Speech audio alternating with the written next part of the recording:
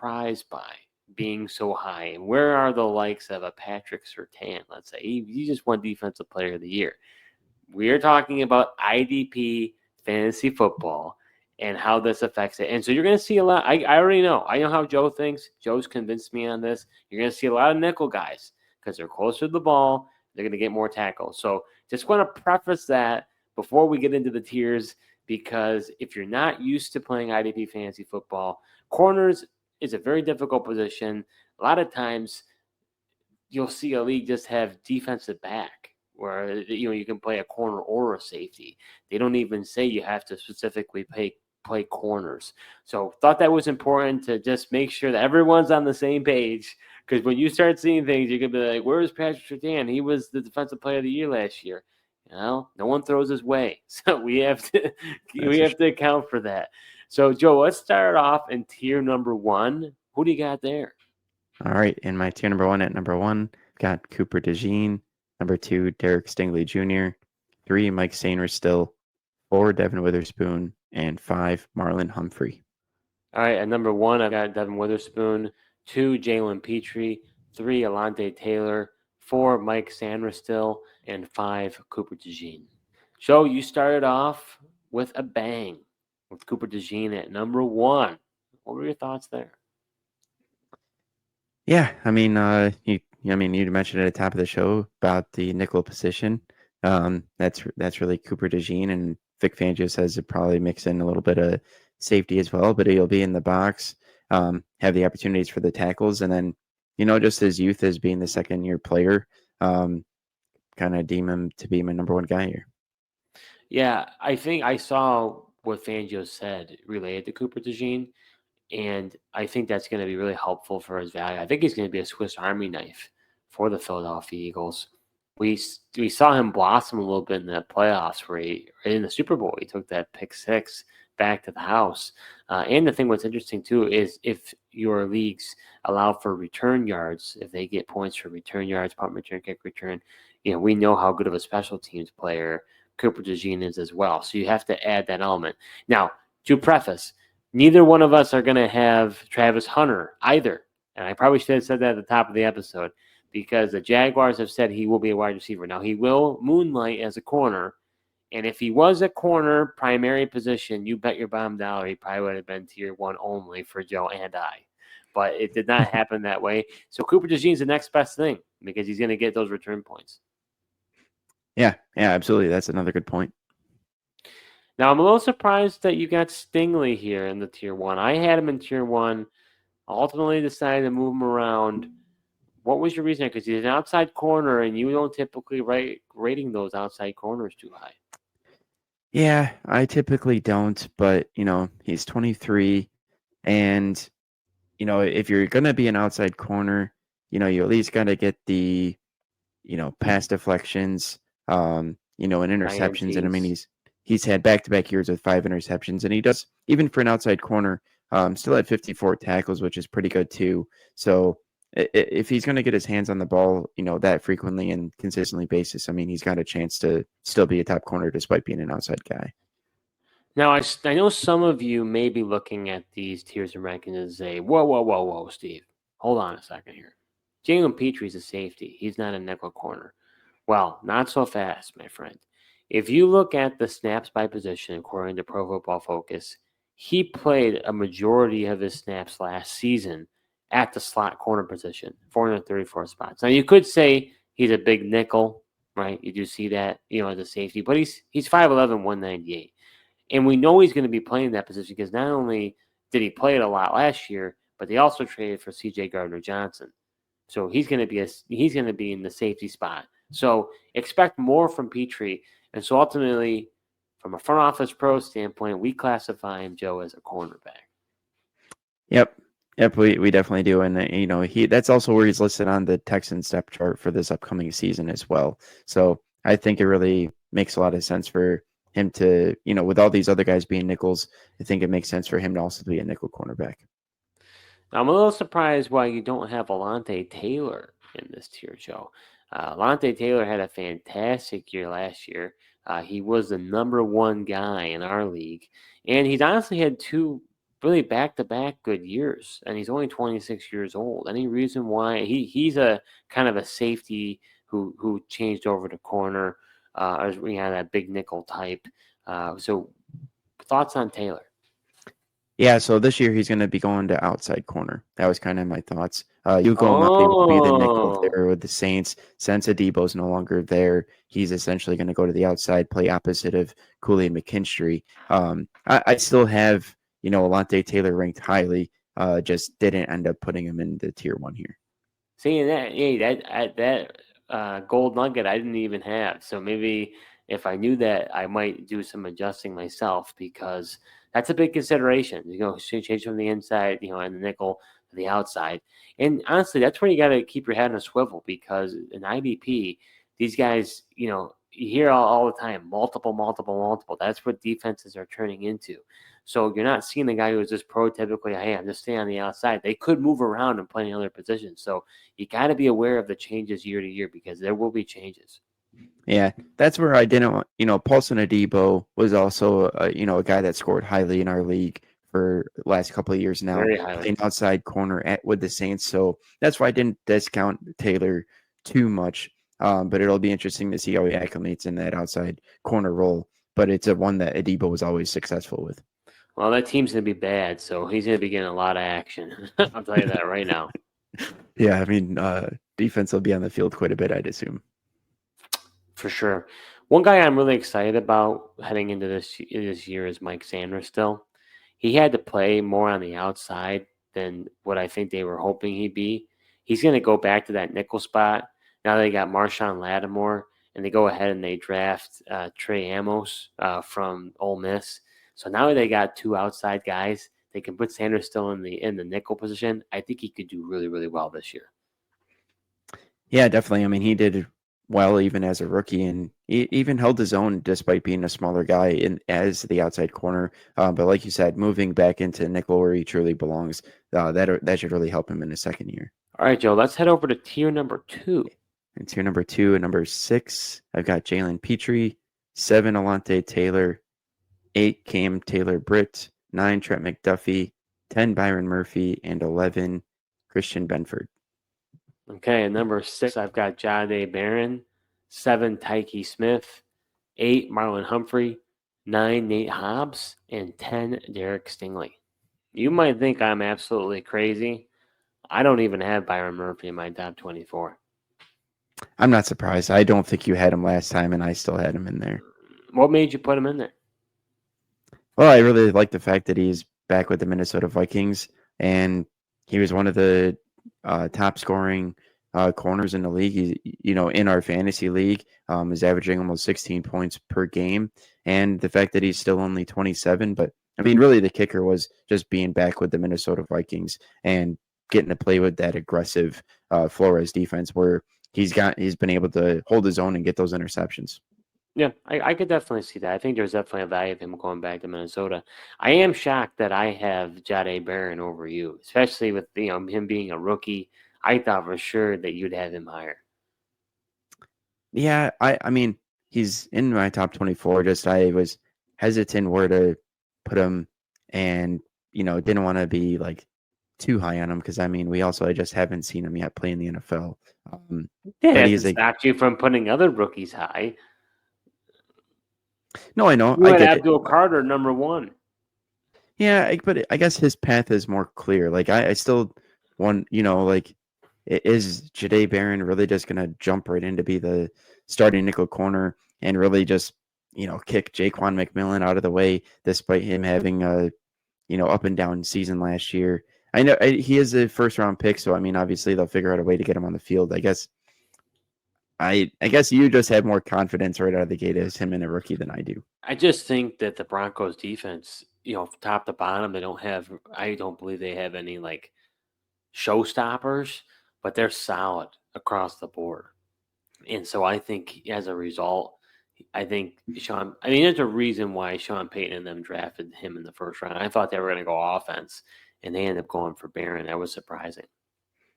Well, I mean, if you watch the Cleveland Browns game or Jerry Jeudy and caught some of the Cincinnati Bengals game where basically they would just take, teams were taking their outside guy, motioning him over to the slot, and then they were absolutely cooking.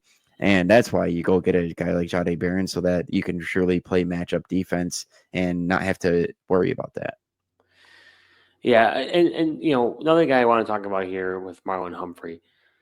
He's a guy who, if you look, I think it was a year or two ago, his numbers were really down. But recently, the Ravens moved him to the nickel position, and as a result, he absolutely feasted last year. He's only 28 years old. I feel like he's been in the league for so long. I contemplated putting him in tier 1 myself because was extremely productive last year, and he's been a productive player. He's been up or down. Even as an outside corner, he's done really well, though. Yeah, I mean that's ultimately why I put him in tier 1. I was looking, saw he was sticking at that nickel position and how well he did, and just how successful he had been earlier in his career, even at the outside corner. So that's ultimately why I jumped him up to my tier number 1 there. Yeah, I think he's worthy of it, honestly. And then another guy here, and I've always been a little bit higher on him than you, but that's Tyke Smith. Now, Tyke Smith was somewhat of a tweener. Some would view him as a safety, but again, if you look at according to Pro Football Focus, you look at the snap counts, if you look at the depth chart even now, he's their nickel guy. So, from a front office pro standpoint, we view him as a corner. Yeah, no, I'm excited to see what he does in his second year here. He's a guy that showed some flashes and had some moments in his rookie year, and we'll see how he continues to develop there.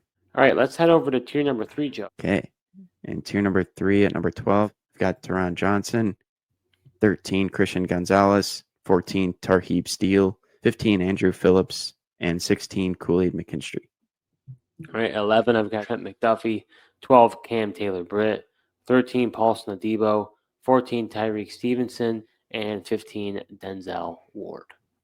I was looking at Trent McDuffie, and I had him in tier 1 last time we did this exercise. I want to say I had him 3, but I looked at him. I kind of feel like he's just a name. I mean, like he's like generally up there.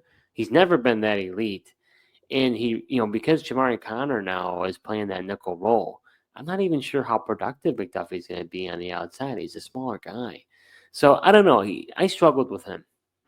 Yeah, he was a guy I really struggled with too, because it's like I really liked him when he was in the nickel back position. But obviously, with them losing L'Jarius Sneed last year, he went over and played the outside. He still, had some production, just not the production he had when he was inside. But I do kind of agree with you, the fact that he is a name, and the fact that he is a name. I think, how much will the NFL teams target him? But he's still a young corner. He has shown the ability, early in his career here. So yeah, he was a tough guy for me to slot, because I didn't want to just discount everything else, because he still could be good. Now, I'm a little surprised that you don't have Paulson Adebo higher. I mean, maybe just he's not in the Saints anymore. You don't like it as much. But I know you care about fantasy points per game. And if you look at the fantasy points per game for corners, it's not even close with Paulson Adebo and the next guy. I mean, he was on an absolute tear prior to going out for the year. Yeah, no, he definitely was. But I don't know. I'm a little concerned about him coming back from the injury there, and just how it, just seeing what kind of player he's going to be. It was a broken leg, wasn't it? Oh, still, I mean, none of the last. I mean, it's still got to heal up, and he's got to come Okay, back. it's a broken femur, I guess, but usually broken bones aren't as much of a concern It's compared to not as much ligament as a tears. concern as like a joint or ligament or Yeah, something like that. Sure. but the femur concerns you.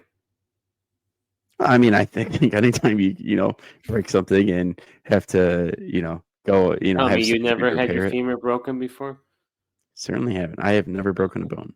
Okay, well, then I guess you don't know what it's like then. Correct. I haven't either, so I have nothing. I have nothing to stand on. Do you think he'll do well in the Giants system? They don't really have a second corner.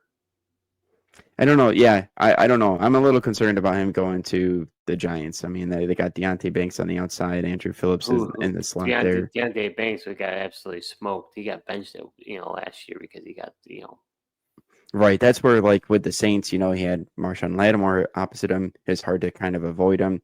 He is a guy that kind of takes risk, and people do try to test him. But yeah, I'm curious to see how he does with the Giants. And that's look, I like Paulson Adebo a lot. I've got him in our fantasy league.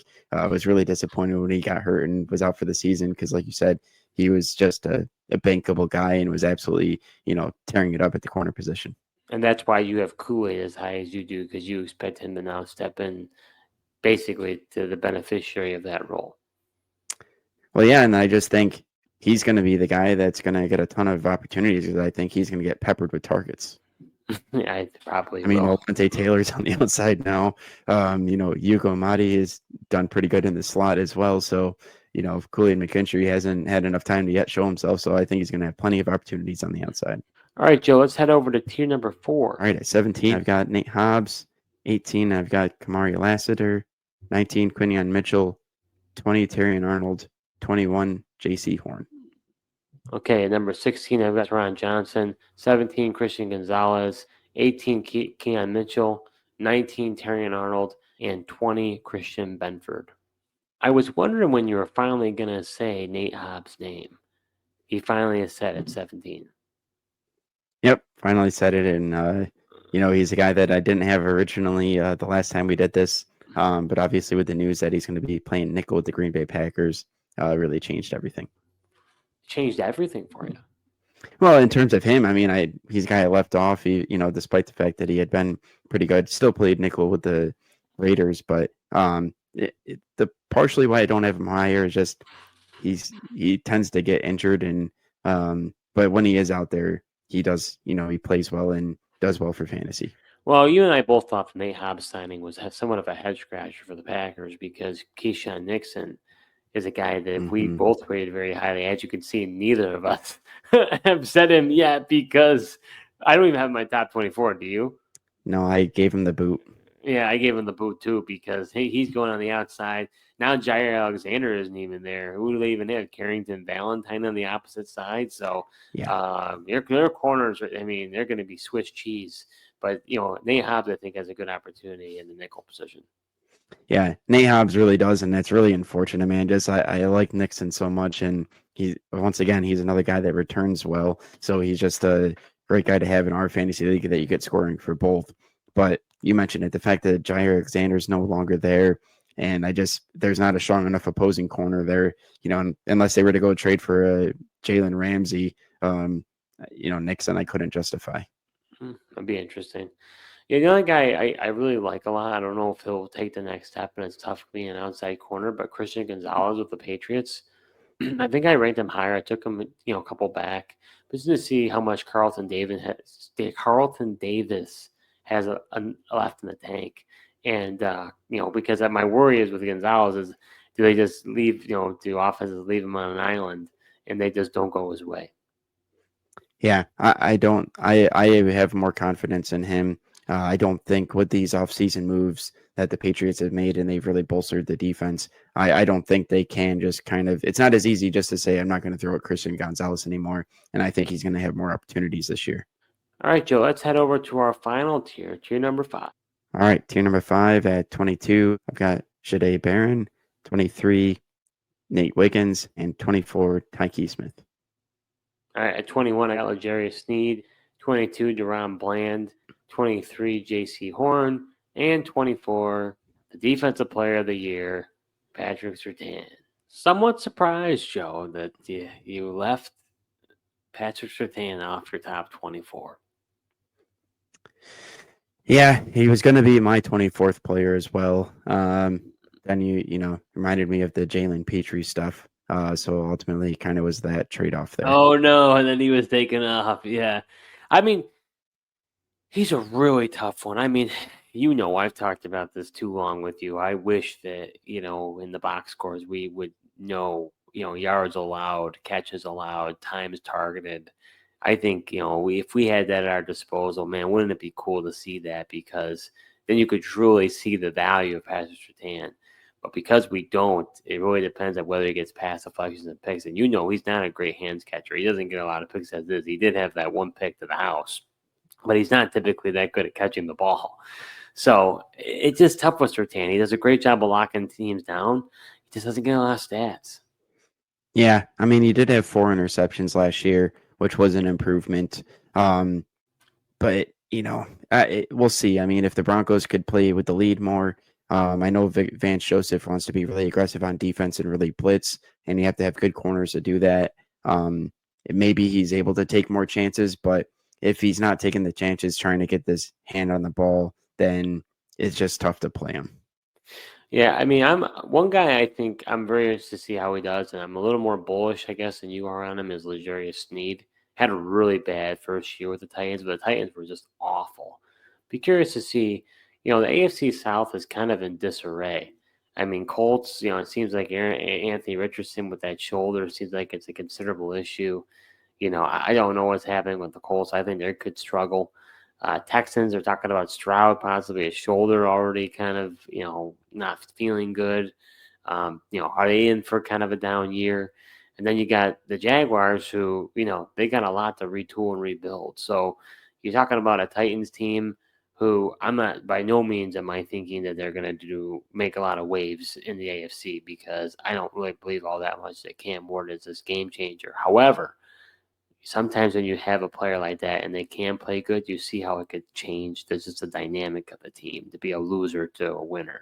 So I'll be curious to see if that effect possibly happens, because it's basically like Snead got a paycheck and that's about it. Yeah, my concern with him is just the lack of other people in the secondary that scares you. That's kind of why I didn't have him there. I mean, I really like L'Jarius Sneed as a player. Would prefer that he'd be on another team that had a good opposite of corner, or just other people in the secondary that put some fear into quarterbacks. But I just think it could be just too easy to avoid him. The other interesting thing is, talk about the Jaguars. Reports are saying that Lawrence showed up to the mandatory minicamp in his sling as well. Oh, I didn't hear about that. Yeah. Not good. So, I mean, all the quarterbacks are dealing with something, it seems like, except for Daniel Jones might get a legit shot in Indianapolis. Oh, boy. One guy that I'm a little surprised you don't have on there, I know he was kind of injured last year, was Deron Bland. Obviously, we know that he can get a lot of interceptions, and if you're not an inside guy, you need a guy who can get a lot of pass deflections, interceptions. I feel like he's shown enough to be worthy of this top 24.